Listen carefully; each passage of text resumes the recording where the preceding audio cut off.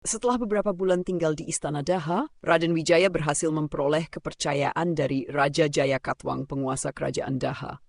Ia mampu meyakinkan sang raja bahwa pengabdiannya merupakan bukti kesetiaan. Hari demi hari dilaluinya dengan sikap sopan, penuh perhitungan dan tanpa pamrih. Karena sikapnya itu, Raja Jayakatwang tidak lagi menganggap Raden Wijaya sebagai ancaman dari Singasari. Sang raja bahkan mengira bahwa Raden Wijaya telah melupakan kekalahan Singasari oleh Daha. Oleh sebab itu, ketika Raden Wijaya meminta izin untuk membuka padepokan di luar istana, Raja Jayakatwang tidak menaruh curiga. "Di mana tempat yang kau pilih, Ananda Wijaya?" tanya Jayakatwang. "Di sebelah utara Daha, kira-kira 80 pai dari sini, Ayahanda," jawab Raden Wijaya. "Di mana tepatnya?" "Di daerah Tarik di tepi Sungai Brantas." Tempat itu masih berupa hutan lebat. Oleh karena itu, izinkan hamba membawa para abdi untuk membantu membuka daerah tersebut. Raja Jayakatwang mengangguk. "Aku mengizinkan keinginanmu. Aku percaya padamu. Namun jangan lupa bahwa engkau tetap abdi yang harus menghadap kepadaku." Raden Wijaya memahami maksud sang raja. Ia pun menjawab dengan tenang. "Hamba adalah abdi Ayahanda. Bahkan hamba menganggap Ayahanda bukan hanya raja, tetapi juga seperti orang tua sendiri." Mendengar ucapan itu, Jayakatwang tersenyum puas. "Kalau begitu, berangkatlah. Suatu hari aku akan mengirim orang untuk menengokmu." Keesokan harinya, Raden Wijaya bersama para pengikutnya meninggalkan istana. Mereka diantar sampai pelabuhan Jongbiru oleh Patih Mundharang. Perjalanan menuju Tarik dilakukan melalui sungai dengan beberapa kapal.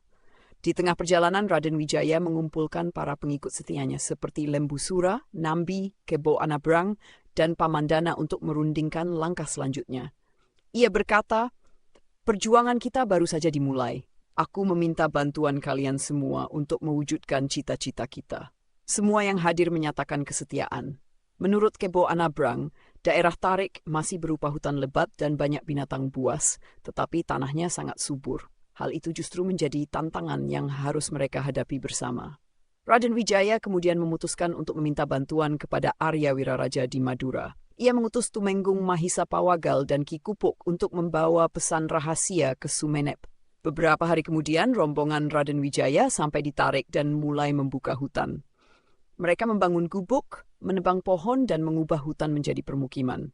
Sementara itu, utusan telah sampai di Sumenep dan bertemu Arya Wiraraja. Setelah membaca surat dari Raden Wijaya, Arya Wiraraja setuju membantu. Ia menyiapkan prajurit, perbekalan, dan peralatan untuk membuka hutan Tarik. Beberapa hari kemudian, Arya Wiraraja berangkat bersama ratusan orang Madura menuju Tarik dengan banyak kapal. Kedatangan mereka disambut gembira oleh Raden Wijaya. Dalam pertemuan itu, Arya Wiraraja juga membawa putrinya, istri Raden Wijaya, serta putranya yang bernama Kenkara. Raden Wijaya kemudian memberi nama baru kepada Kenkara, yaitu Ranggalawe. Selain itu, Arya Wiraraja juga menyampaikan rencananya untuk memanfaatkan kedatangan tentara Tartar yang ingin menghukum Raja Kertanegara. Ia berniat mengarahkan tentara Tartar agar menyerang Daha sehingga Raden Wijaya bisa memanfaatkan keadaan untuk merebut kekuasaan. Raden Wijaya menyetujui rencana tersebut. Pertemuan pun berakhir dan mereka bersiap menjalankan rencana besar untuk menjatuhkan kerajaan Daha. 2 minggu setelah pertemuan di Majapahit, armada tentara Tartar yang dipimpin oleh Laksamana Taru bersama 2 patihnya, Taru Janaka dan Janapati, tiba di Majapahit. Wanengpati mengajak mereka singgah terlebih dahulu di Majapahit. Kedatangan mereka disambut oleh para pembesar Majapahit dengan ramah. Setelah itu, armada Majapahit dan armada Tartar berangkat bersama menuju Daha melalui Sungai Brantas yang dalam dan berarus deras. Setelah setengah hari perjalanan, rombongan sampai di desa Minggiran yang termasuk wilayah Daha. Kedatangan mereka menimbulkan keributan karena banyak perahu kecil milik penduduk yang tertabrak kapal besar. Penduduk yang kapalnya rusak meminta ganti rugi, tetapi prajurit Majapahit dan Tartar tidak mau memberi ganti. Bahkan mereka memukul penduduk yang memprotes. 2 orang warga Minggiran kemudian melaporkan kejadian itu kepada Raja Jayakatwang. "Ampun, Baginda. Kami dianiaya oleh tentara Majapahit yang datang bersama tentara Tartar. Mereka tampaknya tidak berniat baik," kata salah satu warga.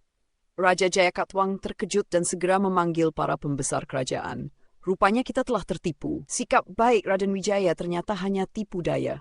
Aku tidak menyangka ia akan memberontak," kata Jayakatwang dengan marah. Patih Mundharang menyahut, "Benar, Baginda. Raden Wijaya telah bersekutu dengan Arya Wiraraja dan tentara Tartar. Kita harus bersiap menghadapi perang besar. Raja Jayakatwang memerintahkan seluruh pasukan bersiap dan menghadang musuh di Samampir dan pelabuhan Jong Biru. Pasukan Daha segera disebar. Sebagian menjaga pelabuhan, sebagian lagi bersiap di Karangrejo, dan pasukan lainnya berjaga di dalam kota. Tidak lama kemudian, 22 kapal Majapahit dan Tar tiba di pelabuhan Jong Biru. Pasukan Majapahit turun lebih dahulu dipimpin oleh Lembu Sura, Ranggalawe, Gajah Pagon, dan Medhang Dandi. Begitu mereka turun, pasukan Daha langsung menyerang. "Ayo serang! Jangan beri mereka kesempatan!" teriak Menteri Prutung memberi semangat. Lembu Sura membalas dengan lantang, "Maju! Jangan takut! Usir mereka!" Pertempuran pun pecah. Kedua pasukan saling menyerang dengan sengit. Banyak korban jatuh di kedua pihak. Pasukan Daha semakin banyak karena Patih Mundarang datang membawa bala bantuan. Kehadirannya membuat pasukan Daha semakin kuat. Melihat keadaan terdesak, Raden Wijaya turun langsung ke medan perang. Kehadirannya membangkitkan semangat pasukan Majapahit. Tidak lama kemudian, tentara Tartar ikut turun membantu. Mereka menyerang dengan taktik yang teratur dan berhasil mengepung pasukan Daha. Namun Patih Mundarang memerintahkan pasukan panah menyerang. Ribuan anak panah meluncur ke arah pasukan Tartar dan Majapahit. Banyak korban berjatuhan. Pasukan Tartar kemudian maju dengan tameng dan berhasil mendekati pasukan Daha. Pertempuran semakin sengit. Di tengah pertempuran, Lembu Sura menantang Patih Mundarang. Keduanya bertarung dengan jurus yang hebat. Setelah bertarung lama, Patih Mundarang mulai kelelahan. Kesempatan itu digunakan Lembu Sura untuk menyerang dengan pedang dan akhirnya Patih Mundarang tewas. Kematian Patih Mundarang membuat pasukan Daha mulai goyah. Sementara itu, Raja Jayakatwang sendiri turun ke medan perang dengan menaiki gajah. Ia mengamuk dan berhasil membunuh banyak tentara Tartar, bahkan dua patih Tartar tewas. Melihat hal itu, Laksamana Taru marah besar. Ia mencari Jayakatwang dan akhirnya bertemu di Samampir. Keduanya bertarung sengit. Jayakatwang sangat kuat, tetapi Laksamana Taru menggunakan senjata rahasia berupa pisau beracun. Pisau itu mengenai dada Jayakatwang. Racun menyebar dengan cepat dan akhirnya Jayakatwang jatuh tersungkur. Dengan gugurnya Raja Jayakatwang, pasukan Daha kehilangan semangat. Banyak yang menyerah dan sisanya melarikan diri. Perang pun berakhir saat matahari terbenam. Kerajaan Daha jatuh ke tangan Majapahit dengan bantuan tentara Tartar. Setelah kerajaan Daha berhasil dikalahkan, tentara Tartar merasa bahwa kemenangan itu adalah hasil perjuangan mereka. Mereka mengira Raden Wijaya akan tunduk kepada mereka dan menyerahkan seluruh kekuasaan. Namun Raden Wijaya telah memiliki rencana lain. Ia tidak ingin Majapahit berada di bawah kekuasaan bangsa Tartar. Oleh karena itu, ia mengatur siasat bersama Arya Wiraraja, Ranggalawe, dan Lembu Sura. Pada suatu pertemuan, Raden Wijaya berkata, "Kita tidak boleh membiarkan Tartar menguasai tanah Jawa. Mereka datang hanya untuk menghukum Kertanegara, tetapi sekarang mereka ingin berkuasa. Kita harus mencari cara untuk mengusir mereka." Arya Wiraraja mengangguk. "Benar, kita harus menggunakan akal, bukan hanya kekuatan." Ranggalawe yang sejak tadi diam kemudian berkata, "Kalau begitu kita pura-pura tunduk saja. Setelah mereka lengah, baru kita serang." Lembu Sura menyetujui, itu siasat yang baik. Mereka tidak mengenal medan di sini. Kita lebih tahu keadaan. Raden Wijaya kemudian menghadap Laksamana Taru. Ia berkata bahwa dirinya ingin kembali ke Majapahit untuk mempersiapkan upacara penobatan sebagai Raja Bawahan Tartar. Laksamana Taru percaya pada ucapan itu. Ia mengizinkan Raden Wijaya kembali ke Majapahit bersama sebagian kecil pasukan. Sesampainya di Majapahit, Raden Wijaya segera mengumpulkan para pengikutnya. "Kita harus bersiap. Besok pagi kita serang mereka sebelum mereka sempat bersiap," kata Raden Wijaya. Ranggalawe dan Lembu Sura ditugaskan memimpin pasukan di garis depan. Keduanya menerima perintah dengan penuh semangat. Keesokan harinya, pasukan Majapahit bergerak cepat menuju perkemahan tentara Tartar di Daha. Tentara Tartar tidak menyangka akan diserang. Mereka sedang beristirahat dan tidak siap menghadapi serangan mendadak. Ranggalawe menyerang dari sebelah timur, sementara Lembu Sura menyerang dari arah barat. Pasukan Tartar menjadi kacau. Banyak yang tewas sebelum sempat mengambil senjata. Laksamana Taru mencoba mengatur pasukan, tetapi serangan Majapahit terlalu cepat. Ranggalawe bertarung dengan gagah berani. Banyak tentara Tartar yang tewas oleh tombaknya. Lembu Sura juga mengamuk di medan perang. Dengan kekuatan dan keberaniannya, ia berhasil memukul mundur pasukan musuh. Melihat keadaan semakin buruk, Laksamana Taru memerintahkan pasukannya mundur ke kapal. Tentara Tartar segera melarikan diri menuju pelabuhan. Pasukan Majapahit terus mengejar sampai ke tepi sungai. Banyak kapal Tartar rusak dan tenggelam karena terburu-buru berlayar. Sebagian berhasil melarikan diri, tetapi sebagian lagi tewas di sungai. Dengan demikian, tentara Tartar berhasil diusir dari tanah Jawa. Setelah kemenangan itu, Raden Wijaya kembali ke Majapahit. Ia kemudian mempersiapkan penobatan dirinya sebagai raja. Ranggalawe dan Lembu Sura merasa bangga karena siasat mereka berhasil. Namun, tanpa mereka sadari, peristiwa berikutnya akan menimbulkan kekecewaan di hati Ranggalawe. Setelah tentara Tartar berhasil diusir dari tanah Jawa, Raden Wijaya mempersiapkan penobatan dirinya sebagai raja di Majapahit. Para pengikut yang setia merasa senang karena perjuangan mereka akhirnya berhasil. Majapahit kini berdiri sebagai kerajaan baru menggantikan Singasari dan Dahak. Hari penobatan pun tiba. Raden Wijaya dinobatkan sebagai raja dengan gelar Sri Kertarajasa Jayawardhana. Seluruh pembesar kerajaan hadir dalam upacara tersebut, termasuk Arya Wiraraja, Ranggalawe, Lembu Sura, Nambi, dan para panglima lainnya. Setelah penobatan selesai, raja mulai mengangkat para pejabat kerajaan. Banyak pengikut setia diberi kedudukan sesuai jasa mereka dalam perjuangan. Arya Wiraraja diangkat menjadi penguasa di Madura. Nambi diangkat menjadi patih kerajaan Majapahit. Beberapa panglima lain juga mendapat jabatan penting. Namun ketika pengangkatan patih diumumkan, Ranggalawe terkejut. Ia mengira dirinya yang akan diangkat menjadi patih karena merasa telah berjasa besar dalam peperangan. Ranggalawe mendekati Arya Wiraraja dan berkata dengan nada kecewa, "Paman, mengapa aku tidak diangkat menjadi patih? Bukankah aku ikut berjuang sejak awal?" Arya Wiraraja menjawab dengan tenang, "Sabarlah, Ranggalawe. Raja tentu memiliki pertimbangan sendiri, jangan sampai engkau tersinggung karena jabatan." Tetapi Ranggalawe tidak puas. Ia merasa pengorbanannya tidak dihargai. Lembu Sura mencoba menenangkan sahabatnya, "Kita berjuang bukan untuk jabatan, tetapi untuk menegakkan Majapahit," katanya. Namun Ranggalawe tetap kecewa. Menurutnya, jabatan patih seharusnya diberikan kepada orang yang paling banyak berjasa dalam perang, dan ia merasa dirinya layak. Perasaan kecewa itu semakin besar ketika ia mendengar orang-orang memuji Nambi sebagai patih yang bijaksana. Ranggalawe merasa dirinya lebih berani dan lebih pantas. Akhirnya ia berkata dengan nada keras, "Kalau begini, aku tidak ingin tinggal di Majapahit. Lebih baik aku kembali ke Tuban." Arya Wiraraja berusaha menahannya, tetapi Ranggalawe sudah bulat hati. Ia pun berpamitan kepada raja. Di hadapan Sri Kertarajasa, ia berkata, "Hamba mohon izin kembali ke Tuban. Hamba ingin memimpin daerah hamba sendiri." Raja sebenarnya mengetahui kekecewaan Ranggalawe, tetapi ia tidak ingin memperbesar masalah. Ia pun mengizinkan Ranggalawe kembali ke Tuban. Ranggalawe pulang dengan perasaan tidak puas. Kekecewaan itu tersimpan di dalam hatinya dan kelak akan menjadi sebab terjadinya perselisihan besar di Majapahit. Dengan demikian, berdirilah kerajaan Majapahit. Tetapi di balik keberhasilan itu tersimpan benih pertentangan di antara para pendukungnya sendiri. Setelah kembali ke Tuban, Ranggalawe masih menyimpan rasa kecewa yang sangat dalam kepada Raja Wijaya. Ia merasa jasanya dalam mendirikan Majapahit tidak dihargai, terutama setelah jabatan patih diberikan kepada Nambi. Dalam perjalanan meninggalkan Majapahit, Ranggalawe melampiaskan kemarahannya. Ia merusak beberapa bangunan dan bahkan merusak rumah patih Nambi. Para prajurit Majapahit mencoba menahannya, tapi banyak yang terpukul jatuh oleh amukan Ranggalawe. Ranggalawe mengumpulkan para pengikutnya. Ia menyatakan bahwa dirinya tidak terima diperlakukan tidak adil. "Aku merasa dihina, Majapahit tidak menghargai pengorbananku. Jika perlu, kita akan melawan," kata Ranggalawe dengan penuh amarah. Para Demang, Lurah, dan para prajurit Tuban menyatakan kesetiaan mereka. Mereka siap berjuang bersama adipatinya. Ranggalawe kemudian mengangkat Rakian Gagarang dan Rakian Tambak Wisti sebagai panglima perang. Semua orang bersumpah akan membela Tuban sampai titik darah terakhir. Alun-alun Tuban mereka membawa senjata masing-masing dan siap berperang. "Hai para mantri dan rakyatku, Majapahit telah menghinaku. Mari kita hancurkan mereka. Hidup bersama, mati bersama," seru Ranggalawe. "Hidup Adipati Ranggalawe, hidup Tuban," jawab para prajurit serentak.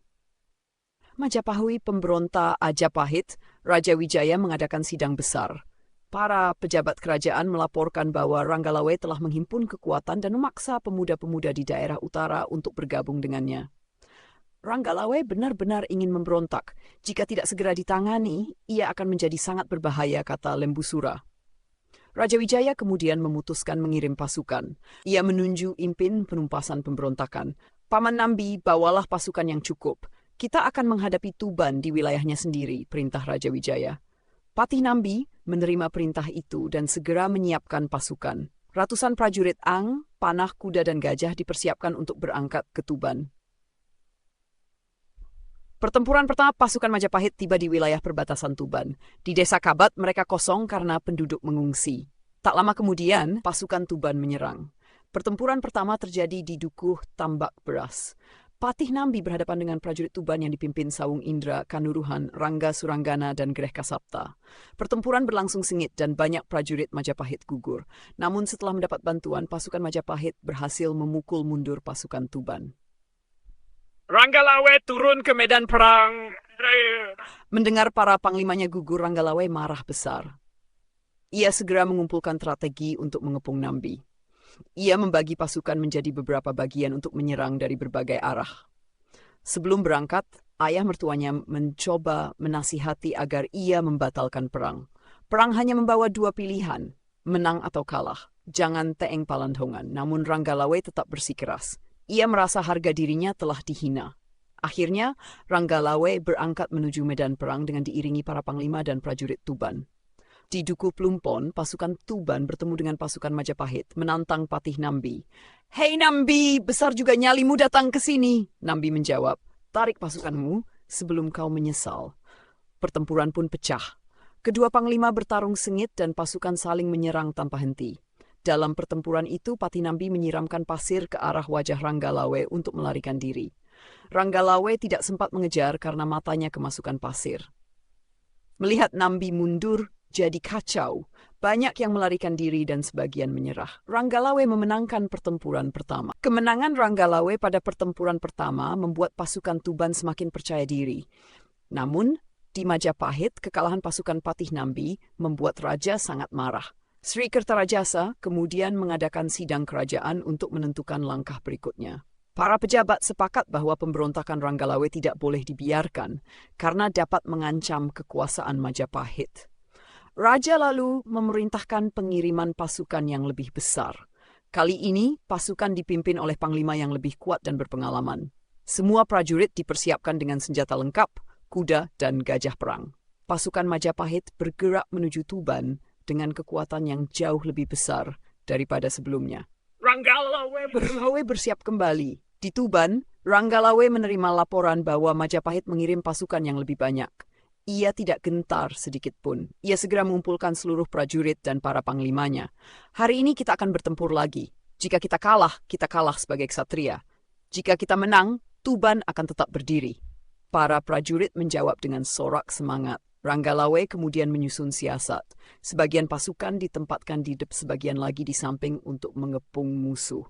Ia sendiri akan maju di garis depan. Pertempuran di Sungai Tambak Beras. Kedua pasukan akhirnya bertemu di dekat sungai.